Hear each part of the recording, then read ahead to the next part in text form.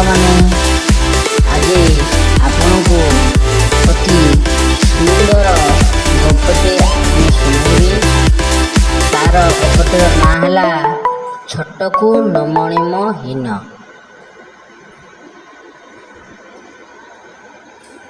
ଶୁଣନ୍ତୁ, ଯିଏ ଯେତେ ଛୋଟ ହେଲେ ମଧ୍ୟ ତାକୁ ହୀନ ବା ଅସହାୟ ମନେ କରିବା ଠିକ୍ ନୁହେଁ।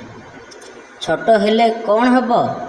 ତାଠାରୁ କିଛି ବି ଶିଖିବାର ଗୁଣ ଥାଇପାରେ। କାହାର ଆକାରକୁ ନୁହେଁ, ବରଂ ତାହାର ବିଚାରକୁ ବୁଦ୍ଧିକୁ ବିବେଚନା କରି ତାକୁ ତଉଲିବା ଦରକାର। ବଳୁଆ ତାକୁ ସମସ୍ତେ ମାନନ୍ତି, ଭୟ ବି କରନ୍ତି। ବଣର ସେ ଥିଲା ରାଜା। ତାଙ୍କ ନାଁ ହେଲା ସିଂହ। ସେ ବହୁତ ସାହସୀ ବଳୁଆ ଥିଲା। ଥରେ ସିଂହ ଗଛ ଆରାମରେ ଶୋଇ ଘୁଙ୍ଗୁଡ଼ି ମାରୁଥାଏ। ମୂଷା ଗଛ ଛାଇରେ ଛୁଆଟିଏ ବୁଲୁ ବୁଲୁ ସିଂହ ଉପରକୁ ଚଢ଼ିଗଲା। ତା ପିଠିରେ ନାଚିଲା, କୁଦିଲା, ମନ ଖୁସିରେ ଖେଳିଲା। ସିଂହର ନିଦ ଚାହୁଁକିନା ଭାଙ୍ଗିଗଲା। ସେ ରାଗରେ କୁହାଟ ଛାଡ଼ି ଆଖି ତରାଟି କହିଲା, କିରେ ତୁ, ତୋର ଏତେ ସାହସ? ମୋ ପିଠିଟାକୁ କ'ଣ ତୁ ଖେଳ ପଡ଼ିଆ ଭାବିଲୁ? ଆଜି ତୋର ନିସ୍ତାର ନାହିଁ, ତୋତେ ଜଳଖିଆ କରିବି।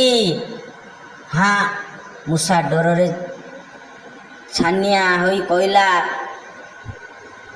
କାନ୍ଦି କାନ୍ଦି ହାତ ଯୋଡ଼ି ନେହୁରା ହୋଇ, ତମେ କେତେ ବଡ଼ ବଡ଼ ରାଜା ପରିକା, ମୁଁ ଏତେ ଛୋଟ ବକଟେ। ମୋତେ ଖାଇଲେ ତୁମ ପେଟ ପୁରିବନି। ମୁଁ ତୁମର ଦିନେ କାମରେ ଲାଗିବି। ମୋତେ ଛାଡ଼ିଦିଅ। ଦିନେ ନା ଦିନେ ମୁଁ ତୁମ ଉପକାର କରିବି। ସିଂହ ଦୟାକରି ମୂଷାକୁ ଛାଡ଼ିଦେଲା। କିଛି ଦିନ ବିତିଗଲା।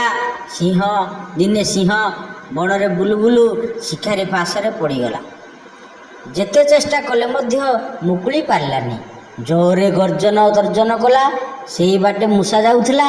ଫାଶରେ ପଡ଼ିଥିବା ସିଂହକୁ ଦେଖି କହିଲା, ମହାରାଜ, ଧୈର୍ଯ୍ୟ ଧର, ମୁଁ ତୁମକୁ ମୁକୁଳେଇ ଦେବି।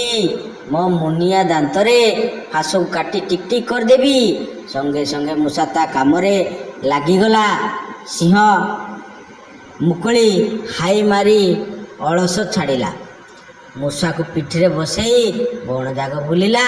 ସେ ମନେ ମନେ ଭାବିଲା, ବଡ଼ ବଡ଼ିଆ ଠିକ୍ କହିଛନ୍ତି, ଛୋଟକୁ ନମଣିମ ହୀନ, ଛୋଟ ପାଖେ ଥାଏ ଅନେକ ଗୁଣ। ସାଙ୍ଗମାନେ, ଭିଡ଼ିଓଟି ଭଲ ଲାଗିଲେ ଲାଇକ୍, ସେୟାର, ସବସ୍କ୍ରାଇବ୍ କରିବେ। ରହୁଛି। ଜୟ ଜଗନ୍ନାଥ।